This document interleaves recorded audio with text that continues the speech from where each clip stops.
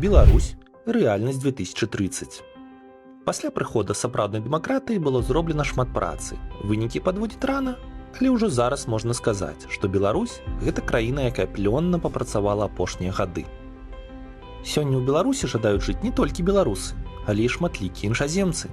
Дзякуючы новаму беларускаму аднапалатнаму парламенту былі прынятыя законы, якія стварылі прывабныя ўмовы для вяртання беларусаў, а таксама лепшыя ўмовы для вядзення бізнесу.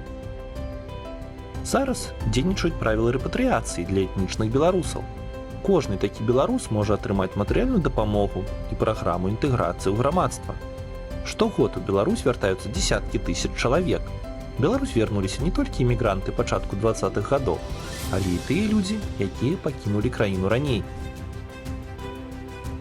Шмат хто рэлакаваў свой бізнес да нас не толькі таму, што ён патрыёт, а таму, што сёння законы працуюць, а ўмовы вядзення бізнесу самыя прывабныя ў рэгіёне.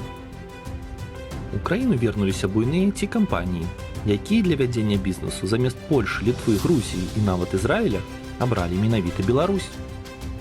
Разам з тым, беларускія заканатворцы пастанавілі, што такія кампаніі абавязаны частку прыбытку інвеставаць у падрыхтоўку кадраў па самых сучасных тэхналагічных спецыяльнасцях.